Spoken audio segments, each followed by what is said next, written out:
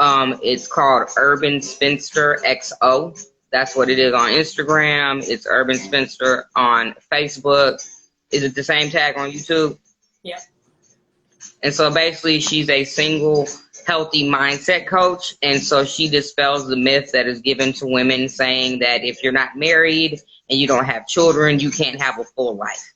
And so her whole blog is dedicated to dispelling that myth for women. Like, you don't have to have a man and be married and have children to have a full life, which I know is a message that, unfortunately, especially with our community, has been embedded in us generationally. So I think it's really cool what she's doing, and she's been doing it for a few years now. Like, we kind of reconnected at a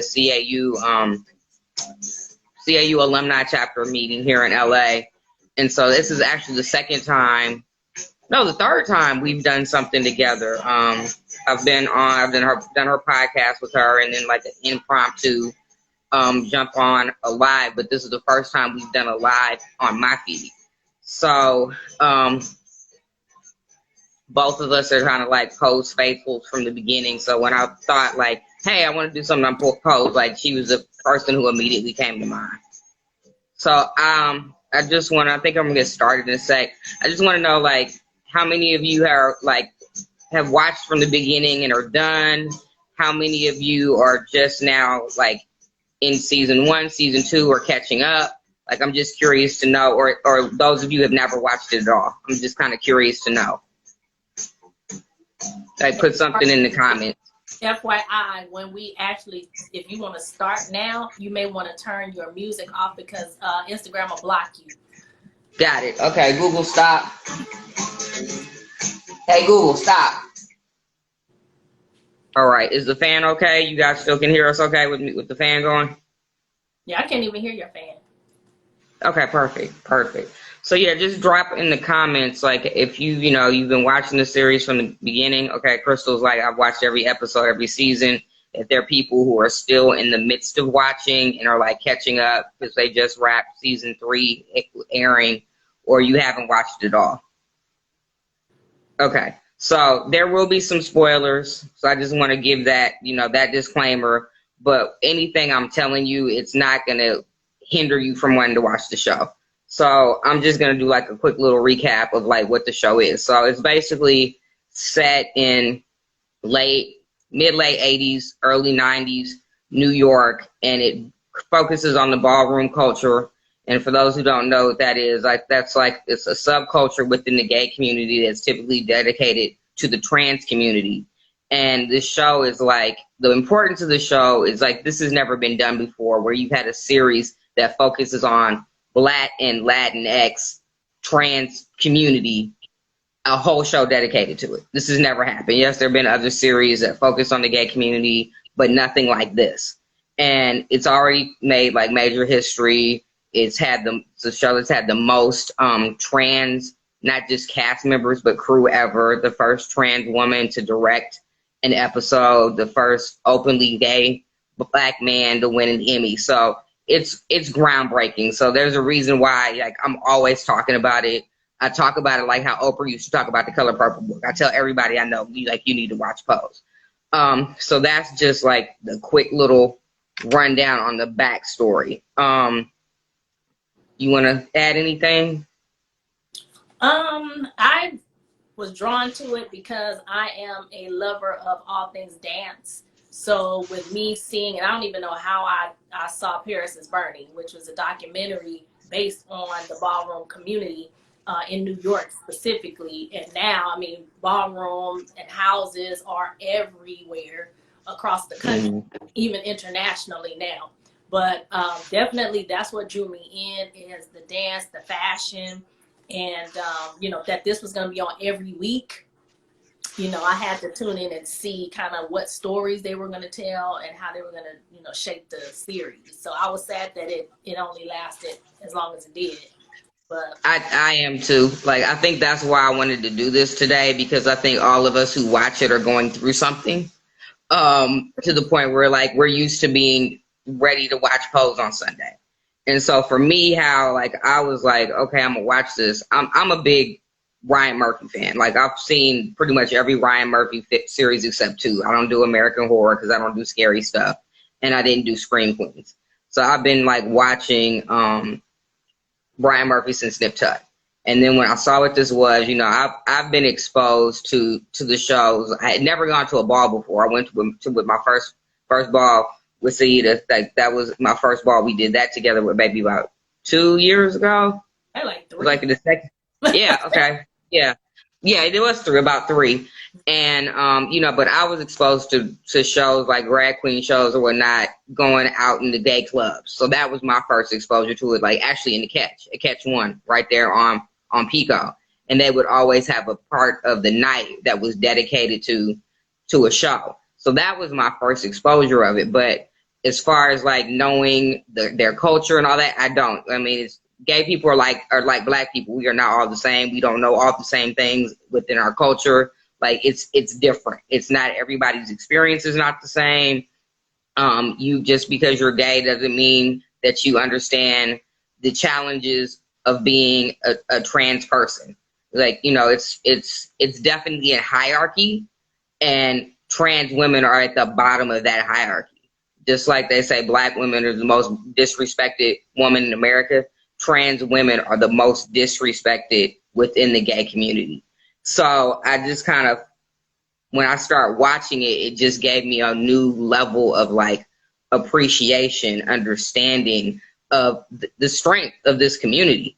You know, that, you know, it all starts from the fact that they were banished from their birth families because of their sexuality, and not just their sexuality. You know, it's one thing to be gay, but then it's another thing to be trans. And, you know, most of us who are from black and brown communities, we grew up heavily in the church. And so this is like, oh my God, my child is gay. It can't get worse than that. And being trans to them is worse than that. And so what I kind of loved about the show from the very beginning, even if you don't understand what their world is, what their walk is, the one thing that translates throughout the whole series is family and community. They chose a family and they created that for themselves. And within that, you still see the foundations of what we learn as growing up as a black family. You want to touch any more on that? Well, it always trips me out when I see people create families and then they assign who the mother is going to be, who the father is going to be, and then the siblings. And then, of course, as we saw later on in the series, now we got grandmother, you know, and all that kind of stuff. So our dynamic is always going to be, even in prison, people create families. Right. Because they miss that structure, that love, that nurturing. So even if what their idea of family was when they were growing up, maybe they didn't get that from mom or dad, or somebody was absent, we always innately look for that. In whatever culture we're in, we're always looking to be loved and nurtured and have like some kind of familiar or resemblance of a family structure.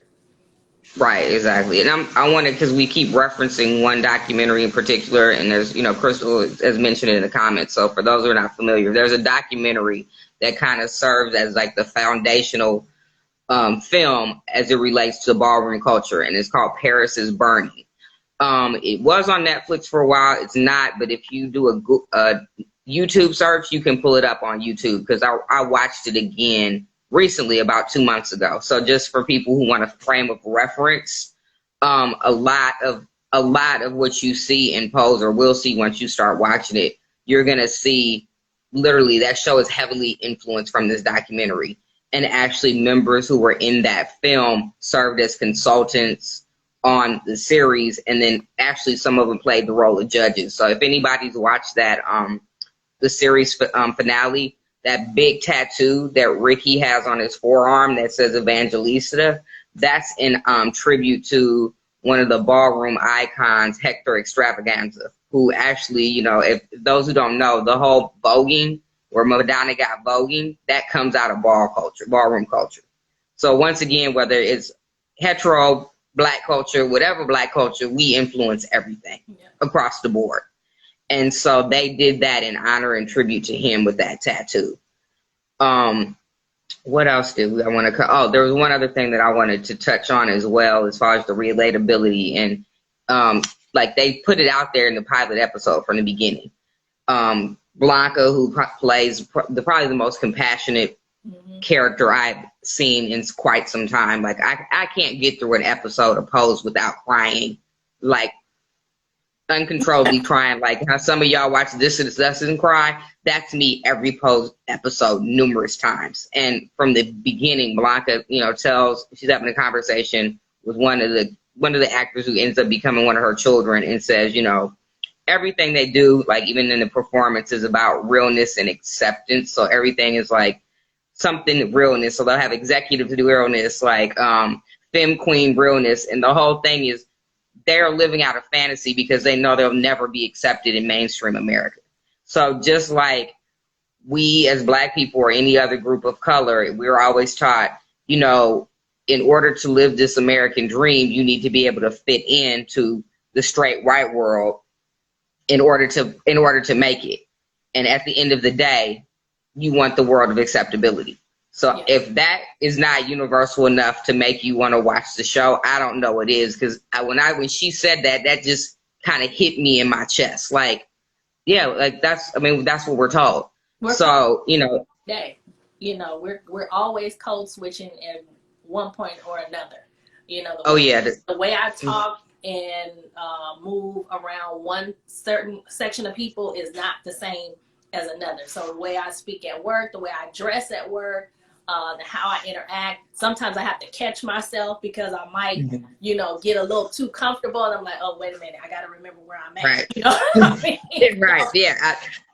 I think everybody on here can relate to that. I have had my family members, friends who are on this right now, caught off guard just playing around with them, and I do the code switch, and they're like, Laura, is that you? like they're like, your code. I was like, I can switch it on and on if I want. It's like, it's a matter of, like, as we've discussed, it's always your presence has to make them feel comfortable. Right. So whatever you can do to kind of, and it's difficult, it's draining. Like, let's be honest, you are making yourself digestible and suppressing parts of yourself to make someone else comfortable. That's not normal. It's not normal. It's laborsome. It takes tolls on you mentally, physically. Like, that's a whole nother conversation. But, so it's for anybody who's watching who thinks they can't relate to a show about trans community. They're heterosexual, married with 3 kids. Like, you can find things within this show. Yes, it might not be your lane, something you would ever think you would want to watch, but I encourage you to just take the time. And you might surprise. I'm a heterosexual woman in my, now late 40s, but I thoroughly enjoyed it. And again, because I'm drawn to dance, the arts, even the show that now has spun off of Pose, I think it's a spin off of Pose. Now it's a competition show on HBO. That's legendary, right? Legendary. Okay. Yeah. That's HBO, guys. If you're interested, that's on HBO. Yeah, that's on HBO. I mean, get a free trial if you just want to, look at it and see what it's about. You can get like a free 30-day trial or something. But now that's the competition show of the ballroom culture. And I've seen some of those houses here in LA. Because the only ball I know of here is the one we went to, which was was it Excellence? Something Excellence? Was it Abundant? I'm sure. I think it was. It was something Excellence, if I remember. X. Yeah. We didn't know that if you ever decide to go to one, honey, they don't start and get going till 1 or 2 o'clock in the morning. So don't go show up at 11. They're not even there yet. They're not even there yet. I was like, oh, this is one of these. We did not know. We got there at like 11:30 and like nothing was going on. Like, they don't kick off they don't get started till like 1, 2. I was like, I don't have the stamina for this anymore. The other thing that I like about what they really do is, like, because in a lot of ways it is a period piece, because they're focusing on a specific time period, which was the 80s, and there's a very specific thing that's going on. So for most of us who are Gen Xers, we already lived through this. Like I tell people all the time, this is not my first epidemic. Like we lived through crack, AIDS. Now, now we're here at COVID. So it's like, this isn't something new to us for something like crazy to be going on. And so I like how not only is the music, they capture the music, the wardrobe, but they're literally talking about what was happening as it related to the AIDS epidemic at that time. And what I appreciate, because in my opinion, this is just my opinion, is that, that whole period as it relates to the AIDS epidemic is being whitewashed in history in order to preserve Ronald Reagan's legacy. And for those of you who really know me, y'all know how I feel about Ronald Reagan. Like y'all know, like he's got crack, Iran-Contra, which we could tie back right now to all the issues that are happening in Central America, that people are like, well, why are they coming? Because we destroyed their governments for our own financial gain. Reagan was involved in all of that. His lack of response to the AIDS epidemic, it was referred to as a gay cancer. So no one really cared. Like it didn't become an issue. The face of it, not the face, but the initial shock where people were like, oh, wait, I might need to stop and take a look at this, is when Rock Hudson announced that he had full-blown AIDS. And at the time, Dynasty was like the top show, and he had just kissed Linda Evans. So it was like, oh, my God. And, people were like, it was all type of stigmas. And then people didn't really get empathy about it until that young boy, Ryan White, got it through a blood transfusion. Did you kind of see people have some empathy, because it could affect anyone or anybody. So I kind of really appreciated that they showed them like protesting. They talked about what was going on.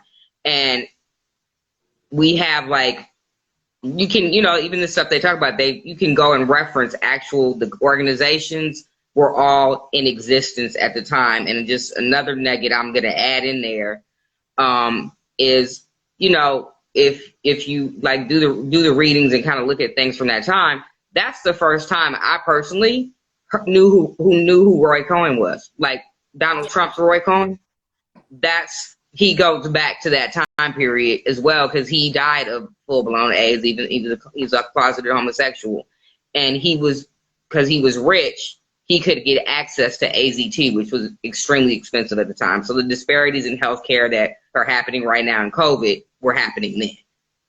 And I just saw his documentary too on. Excellent. It was. I was like, oh my excellent. God, these people are. He was pure evil.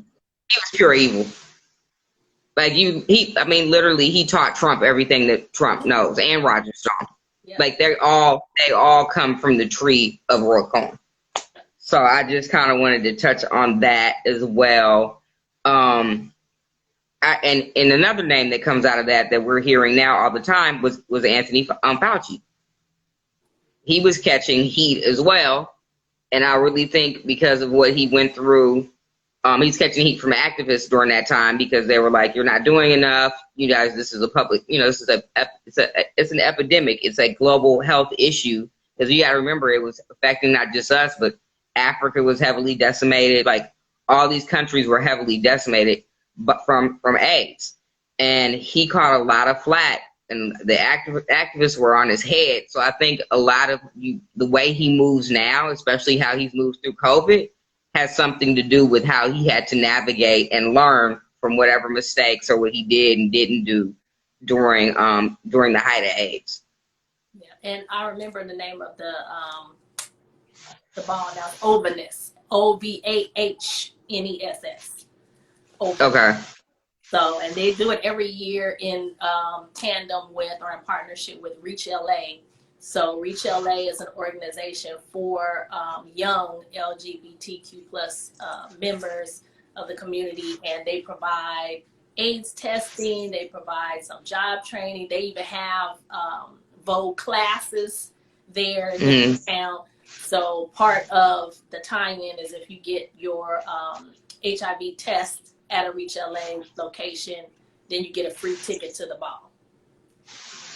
When we did our prep and you were talking, I think it would be cool if you kind of shed some light on, we were talking about being able to get access to drugs. Oh yeah. So I mean, with polls we saw where, okay, we thought Prey was gonna die like as soon as the final episode opened, right? Because he checked himself in the hospital, didn't tell anybody, and he's like, "This is it, I'm gone," etc. And then Blanca, I think, finds out from her white patient that had been there, and now he's back, but he looks healthy, he's gained weight, color, all that. She's like, "What is going on?" "Oh, I got on this clinical trial." And she's like, "What trial?" So a lot of times these clinical trials take place in order to prepare the drugs to see if, okay, well, let's see what works, let's see what doesn't. And of course, that sounds like, you know, you're kind of being used as a lab rat, which yes, you are. But we as Black people in our history of, you know, being duped into taking medications, and of course, everybody knows about Henrietta Lacks and Tuskegee, and you know, how we as women were experimented on with OBGYN procedures with no anesthesia and all that kind of stuff. We don't want anything to do with something that is a test or a clinical trial. So today, we don't typically tend to go out for these things. We don't want to be involved in trials. But the people who are in the trials are getting the medications first. So we saw on polls where, okay, here's this young white boy, he's thriving, he's in this trial, he's getting the medication he needs, yet the Black and Latin community are not. They're not even being considered. It's like, you know, let's work with the white folks first. And, you know, if we got some left over, you know, if you got enough money, you can get in. And, you know, money rules everything, but sometimes it doesn't even work when you're Black. You can have all the money in the world, and sometimes if you're Black, you're still going to be not allowed entry into certain trials or access to certain drugs, certain medical care, and things like that. I work in the healthcare field. I'm in healthcare finance, so we're on the back end, what they call. So we send all the bills out. So I see how much a lot of these things cost. But yeah, I mean, sorority sister of mine, she's my line sister. She is working for a clinical trial company, and she's always trying to get Black people to participate. But, you know, given what we've gone through, a lot of us will not do it. And so they miss out on some groundbreaking medical prescriptions or something that could help us in the long run, because we don't trust it. Yeah, I can attest to that, because when, you know, the vaccines were rolling out for COVID, you know, everybody knows I'm an information nerd. So I went and looked up the literature against each vaccine. And I encourage everyone to do that as well, just to see like what the test pool was for the clinical trial. And the numbers are like quite scary of how few people of color are involved with trials. It was like thousands of, you know, of white people. And I think it was like maybe like double digit. And then it was like Black people, and it was like a couple hundred. And then the next closest group of people of color was like 25, 15. And I was like, wow, that's scary. That, I mean, you know, so when you hear, oh, it's been a clinical trial and we've tested it, like, you should go look up to see what the test pool was, like actually how many people, and the, you know, the demographic as far as racial makeup and all that. Like, you know, with all of this, with anything, you know, I'll tell this to anybody, get all the information you can. Like, do your research. Like, we live in a time, it's not like when we were in school and you had to go to the library to go get your information, you were pulling out microfilm. You know, you can take your phone, whatever, and go to Google and pull up whatever it is you want. And so, you know, to even ask about a clinical trial, they don't even know what a clinical trial is. So, right. You know, that's something that we as a community don't even think about. Like, let me see if they're in development for curing Alzheimer's, dementia. Right. Know, if there's something, right. You know, because I've been hit personally with Alzheimer's with my grandmother, her two sisters. I mean, that whole line on my father's side, that is genetic. So I would definitely Right. be in a trial. But, you know, Yeah. that's the first thing that comes to my mind, you know. Right. Yeah. I mean, you know, and everybody knows that I lost both my parents to it. So, you know, for those who know me, for those who don't, I lost both my parents to it. So yeah, you know, it's important. You know, it's also, you know, we need to be better informed. We need to be better advocates for ourselves. I kind of also want to jump in to just the story arc of the characters. Like, I feel you within it, you know, I went back and kind of watched the pilot and skimmed like the first few episodes just to get in preparation for this. And like, it was hard to do because I've just wrapped the series finale and you've already seen like the pinnacle of a show's growth. So then to like go back and look at like a pilot, like it's hard because you're like, you know, you're tainted because you've seen it at its highest peak. And then you go back and watch the pilot and it's like, oh, okay, it's at the beginning stages. But I appreciated the story arc for not just the show itself, but the characters. They left them a lot of room to grow. And you see that growth. And I think like the one character's growth that I appreciated the most was Mother Electra. That's Mother. Electra Abundance, Electra Wintour, Electra Evangelista. Like, she starts off as like the ultimate bitch. Yeah. I mean, she reminds me of like their trans Dominique Devereaux from Dynasty. And the walk is mean. Like, she walks that ballroom. But there's nothing else really that you like about her. And you're just like, oh, and the Reids. She reads people like no other. Like, somebody's gonna put a comment, huh? And they stand there and listen to it. That's why I'm like, you still standing here? I mean, because she goes right on and on. You're like, I would have walked off. Right. So I think hers is the one I appreciate the most because you see her soften and and then they like season 3, you get pretty much everyone, like the main characters' backstory. So you get more of like kind of like what happened, how they got to New York, how they got into ball culture.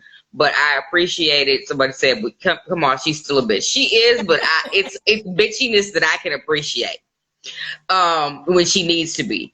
And so you see why like she is the way she is, but she does type of soften and she displays like tough love. Sometimes she knows which love to give at the right time, like to the point where you're like, these women are really somebody's mama. Like, they sound and talk to them like black mothers. And so I really appreciated how they let her kind of grow and develop and just didn't keep her in one space. Well, who's your favorite story arc as far as development? I'm trying to think. Who did I like? Well, see, I'm disappointed, I should say, because of how they did Damon, and they just they did Damon dirty. They did Damon dirty. Yeah, because it was like, oh, he's an alcoholic, and I put him out. The end. And you never saw Damon again. Yeah. Like they wrap him up in a final episode with he sent a letter. Yeah. What? But yeah, Damon, because I like the story. They started with his backstory first. So they started backstory, Blanca's backstory in the beginning. So I really wanted to see how that played out versus like with Prey, they didn't start his backstory until the final season 3. Yeah. Yes, second 2 episodes. Yeah. We're gonna touch on that episode in a minute, but I'm looking at comments and somebody said Candy. And Candy was the truth. Candy was, and what I appreciated what they did with her storyline, especially, you know, they don't shy away from with any of the characters that most of them, because they don't have, you know, they can't walk in and get a job in corporate America, that they basically have jobs that are, you know, that you're gonna go to jail. Like, you know, they're sex workers, they're boosters. And if anybody doesn't know what a booster is, those people who steal clothes and then sell them high.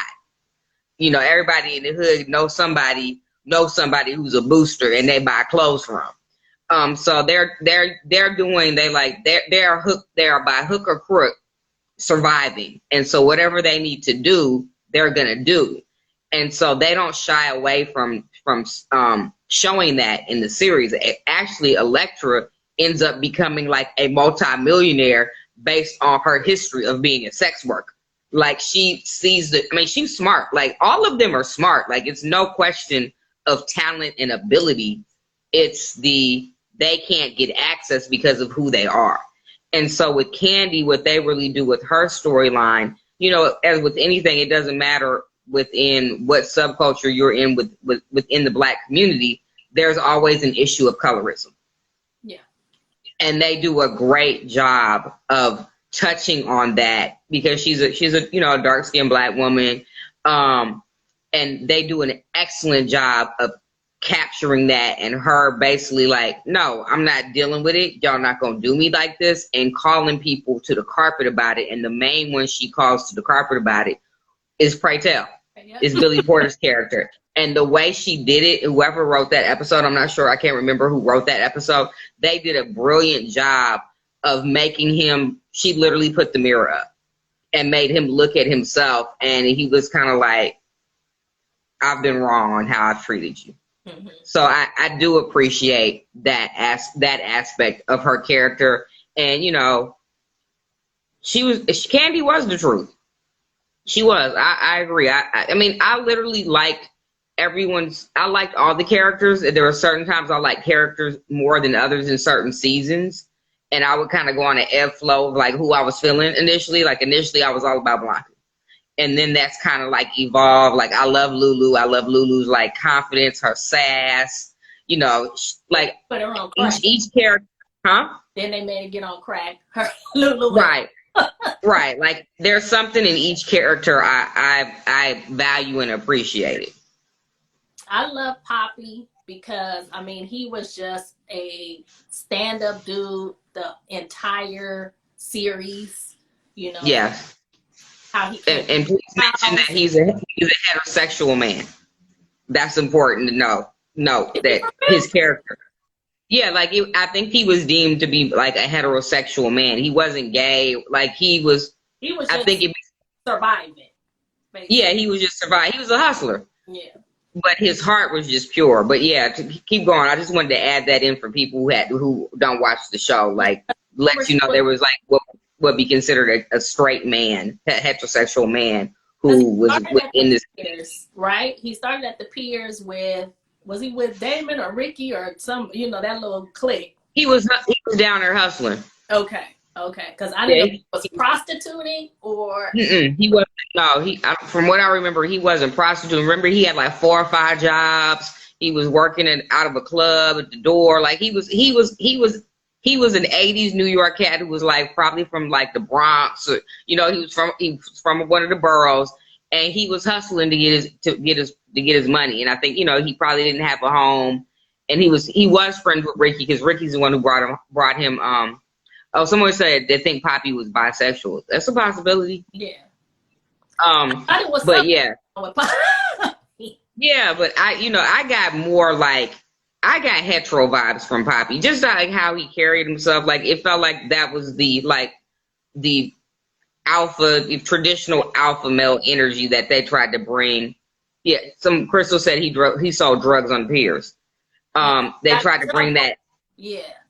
Yeah, he tried to bring that alpha, you know, heterosexual man energy. I think they were trying to go with his character, But go on, because there was a point you and I talked about that's probably the pinnacle of the best Poppy scene.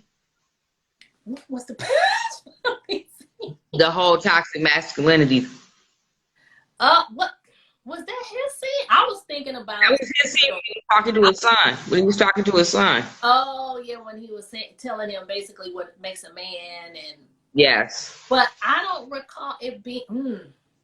What did we talk about it being toxic, though? What was he telling him? He was telling him, like, he was basically refuting anything toxic masculinity. Like, he was telling his son, like, it's okay to cry. Like, there's going to be men who tell you you can't cry, that they think being the pinnacle of being a man is to have cars and a whole bunch of women. Mm-hmm. And he's like, that's about what manhood is about. Right. He's like, this is basically, I mean, it was a masterclass in like 3 minutes. That I was like, so many men need to hear, as well as the scene where he thanked them when he was doing like his bachelor party. And he basically told them, he was like, you know, I don't care what anybody says with your sexuality. He's like, y'all taught me how to be a man. Yeah. And he's saying this like 4 other gay men of color. Mm-hmm. And I thought that was like, Poppy has, to your point, Poppy has so many great moments. Yeah. Like, he was so, like, I mean, even when he stuck by her through the whole crack thing, and it was like, right. He was always tripping. Something. Always tripping. And he was, you know, like, okay, I'm gonna work with her.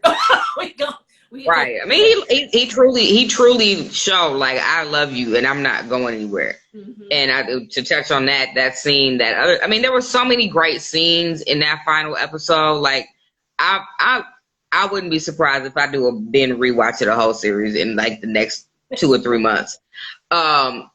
The scene that for me, I think was, you saw Angel's full growth, where she like for once stopped. It was because the Angel character is like, she is, I mean, when I say drop dead gorgeous, like could easily pass in a straight world and nobody know her. I mean, just gorgeous. The character, her real name is India Moore, and it's Indya Moore, Moore. Like, just go to her Instagram page and look at her photos. I mean, like, she's like model beautiful.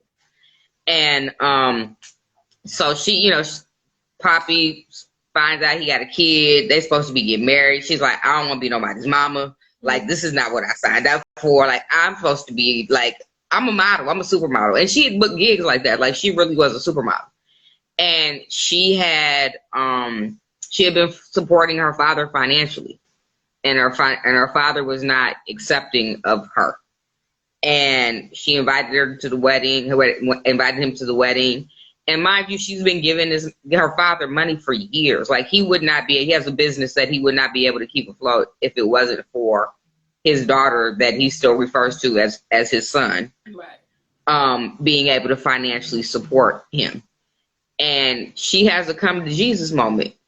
Like a true aha moment, like, wait a minute, like, what I'm trying to seek from you that you will not give me, that I've been trying to buy from you with this money I give you, is what I'm doing to Poppy. Mm-hmm. And it's like this big aha moment. And she just, it was such a beautiful moment, because it's like you saw just the growth, because she would have never done that in season 1 or season 2. No, because the white boy was putting her up in the apartment. Right. She was kept. She was kept. Yeah.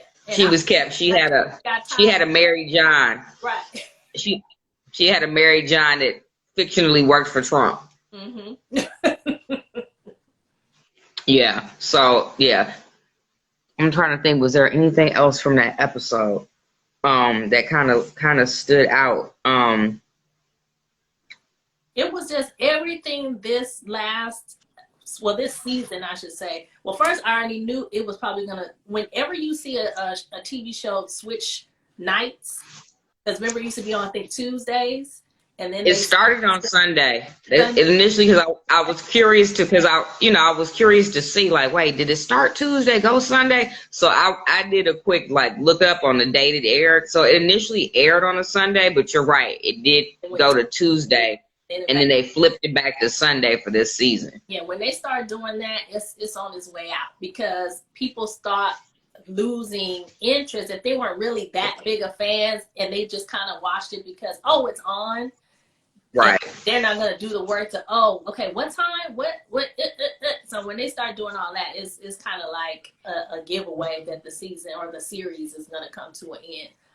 But this season, it was much more positive, and everybody was happy, and everything was working out for everybody. Versus the initial seasons, I thought were more realistic.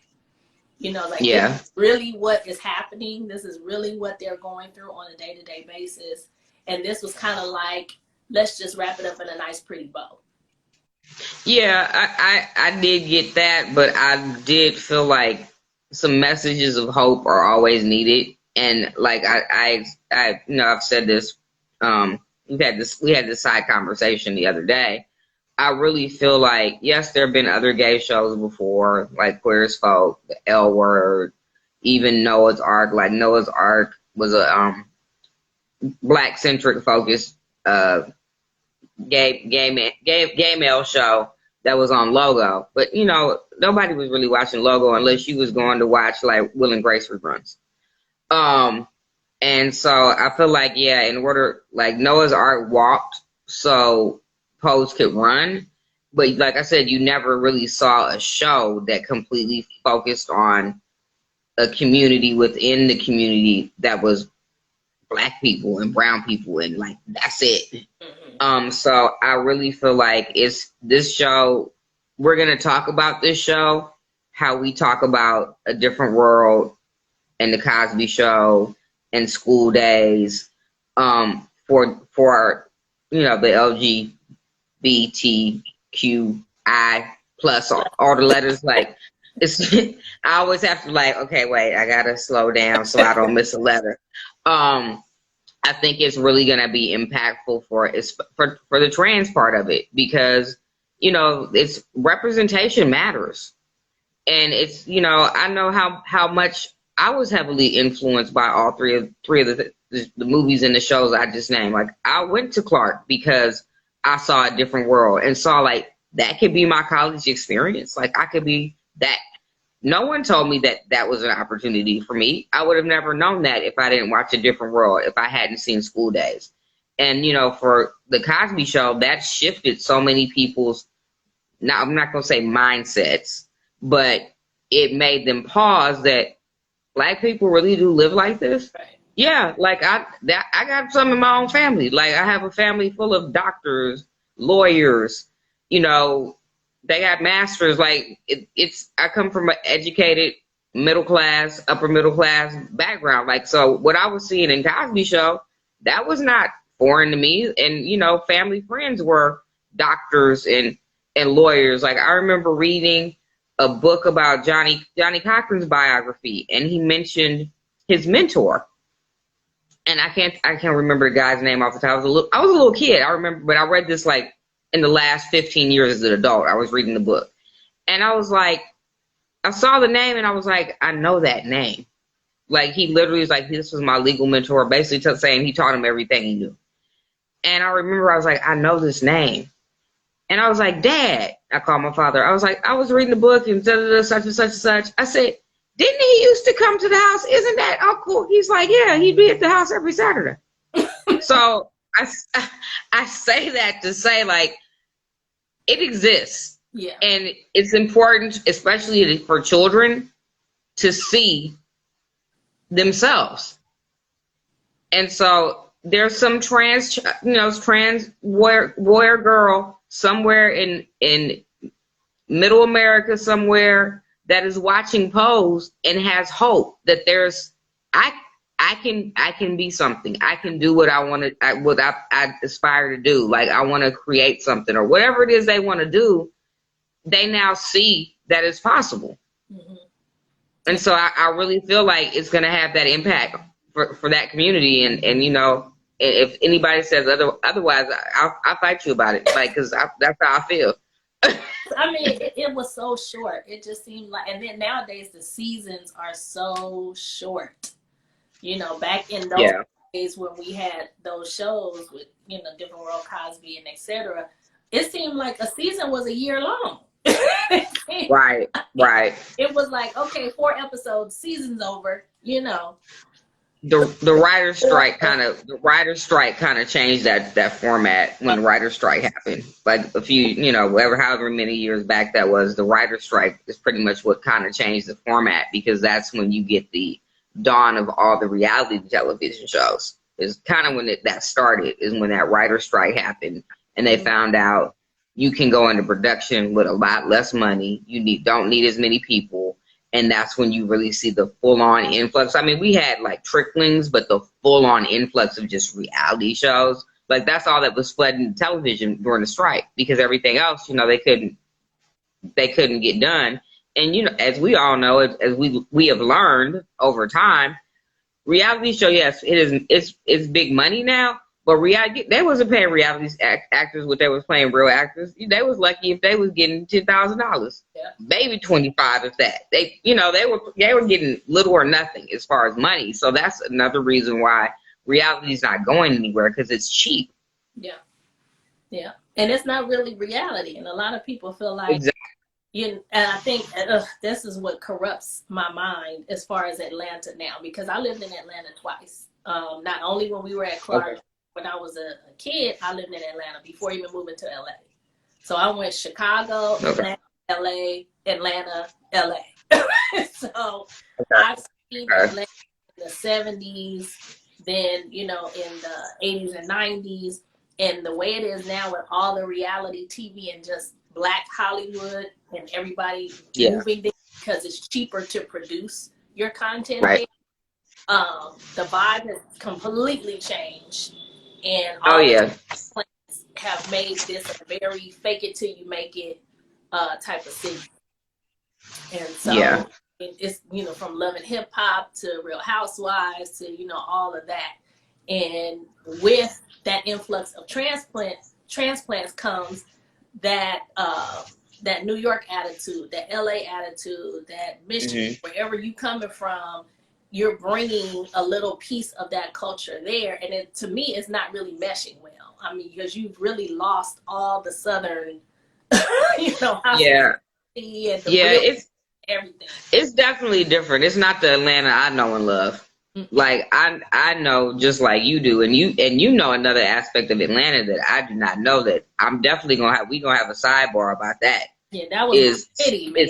It's 70s Atlanta. Like I want to hear more about that, like 70s, 80s Atlanta.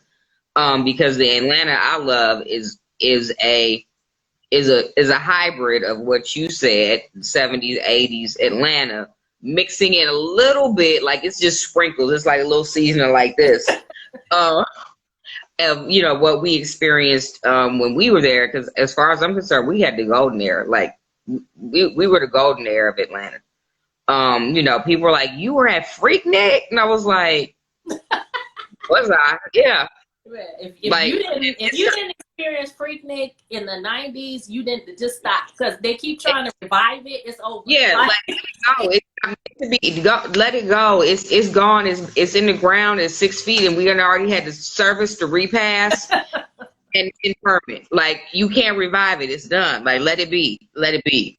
But yeah, it's definitely different. I feel that whenever I go, I don't recognize certain things anymore. But like things change. It's unfortunate. Like I wish, we could have that same conversation about LA. As someone, grew up here my whole life outside of, the time I was in Atlanta, and my whole family on both sides of my family have migrated here during the Great Migration, and both sides of my family have been here for over 100 years. Oh, wow. So, that's a whole nother conversation we could have, but I kind of want to wrap it up on just like 2 quick notes that I just want to encourage everyone just to think about. Like, if you are not of the age when, the AIDS was at its height, now it's a very, there's people who are living long, healthy lives. With the virus in the 80s and 90s, that wasn't the case. Like it was a lot of people who were scared. They didn't want to touch people. You weren't, it was a lot of fear mongering that was going on around it. We were talking about this, like one of my most vivid memories from that time was the AIDS quilt. And if you're not familiar with it, just Google AIDS quilt and put AIDS quilt the mall. So, as the activists were trying to get more attention brought on to what was going on, they start making this quilt. And they talk about it in the show. You see Prey is making his portion of the quilt.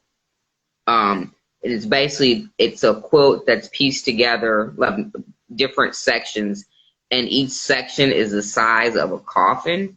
Like if you Google it and pull it up, it'll give you all the dimensions. So each panel represented someone who passed due to AIDS. And so when they put the quilt together, the quilt literally filled the mall in Washington, D.C. It looks like, literally, like how long it is, how big it is. It looks like an Obama inauguration.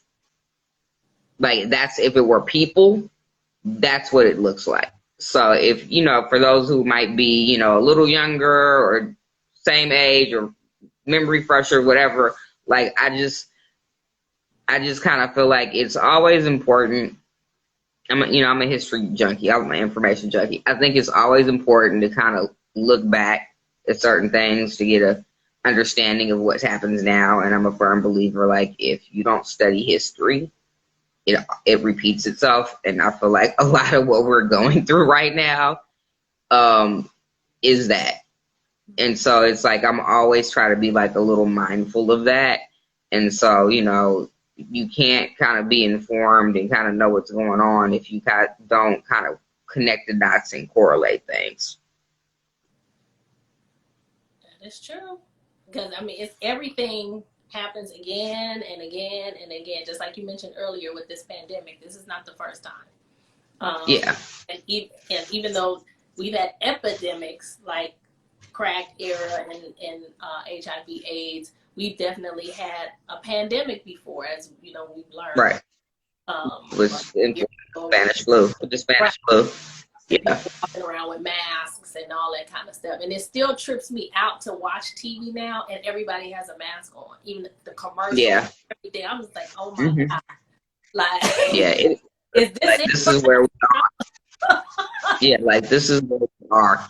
I do want to open it up and give time for any questions that anybody has, that, you know, you want me, or something that we didn't discuss that you would like us to talk about or mention. Like, just drop something in the comments. And you have that little question box too. I don't know, it should pop up. Oh, okay. I see that. I'm hitting it, but nothing. Okay, nothing's there yet. Okay, so if you want to put it in the comments or the question box, either or, and you know, I definitely want to leave some time for that, for anybody. Oh, Crystal said, "Did we watch Pussy Valley?" I did, Crystal, and I'm waiting for it to come. Yes. Back. I'm like, yes, yes. That actually, what I'm gonna do for Pride Month, is put together, I'll put it out this week. I was going to put together a list of shows, like things to watch for Pride. And P-Valley is definitely going to be on that list. If you're not watching P-Valley, you need to get into it. It's on Stars. And so I'm sure you can pull it up on demand. Like, that first season, what was it, like 10 episodes? It's a quick, easy binge. Yeah, and they must be getting ready to come back because they've been playing them a lot lately. And that's usually what will happen is they. That's the telltale sign. Yeah. Yeah. And we just got a compliment from Maisha. She said, no questions, but great job, y'all. Thank you, Mai. Thank you. And we're on Clubhouse too, so follow us on Clubhouse. And yes, we are. We have to use our real names on Clubhouse. So I'm on Clubhouse as Sadia Sanders. So it's not Urban Spinster, it's Sadia Sanders. S-A-D-I. Yeah, I'm on as Laura R, but the handle is still This Is ODR.